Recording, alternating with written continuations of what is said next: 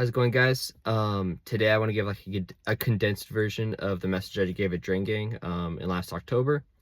Um, so one thing I've noticed about like myself, at least personally, is I'll be going through something difficult or something that's like not very comfortable, like outside of my comfort zone, and then I'll get really worried and stressed out.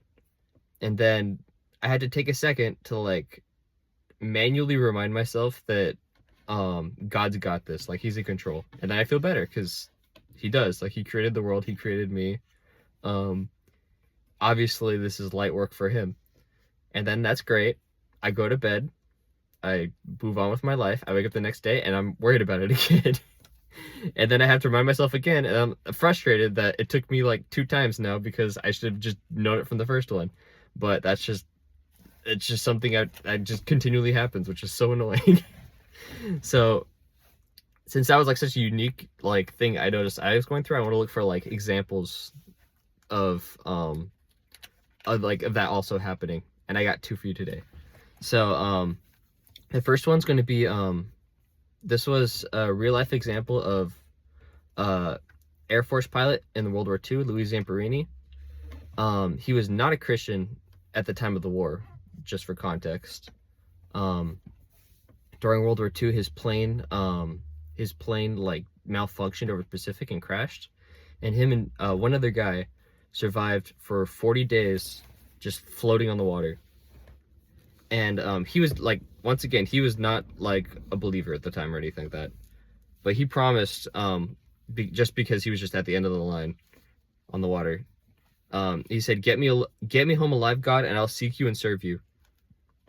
And after that, he was picked up by Japanese POWs and tortured for 2 years in their POW camps. And by all accounts, he should have died 100%. He went through some terrible things. But he didn't. God got him home. And then what happened once he got home, he immediately forgot and just tried to move on with his life. And because he, like, even though he forgot, eventually he did come to God, and he became an evangelical minister, and he did great work for God and became a really influential like speaker. And there's a book about him, there's a movie about him. I actually met him. That's how I know this. Even like I met him for like the book signing for his book, and it really like stuck out to me because I was like, dang, like that's insane. Another example, this one's from the Bible, is Elijah. When he's so context on Elijah, Elijah was a prophet during the time of King Ahab and Queen Jezebel, and they just kind of sucked. They were the worst.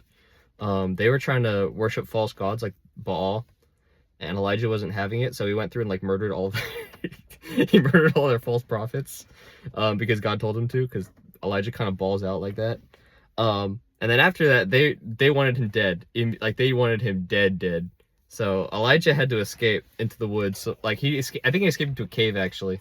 And he was afraid. He even called out. He thought he was the only person left in all of Israel that still cared about God, and he cried out to God in that cave, just completely like disheartened. Like he thought like he was donezo. And then God came back to him and said, "Hey, I got you. Like you don't need to worry about it. There are 7,000 people in Israel who have not bent a knee to Baal. Like just because you don't see the vision, like I still got you." And like that always stuck out to me because this is like Elijah. This is the only person besides Jesus to not die ever. Like he just went straight to heaven. And this guy was doubting. Like this guy also, even though he fully, I believe he fully believed that God could get him out of it, he like got caught up in the moment. He was worried. He still felt the same anxiety like I feel like occasionally, and that Louis Zamperini felt like on the water. Like he didn't know he was going to become like an evangelical like minister or anything. He didn't. Like he forgot God got him out of that too. So I just wanted to share that message. Yeah, thank you. You guys have a good one.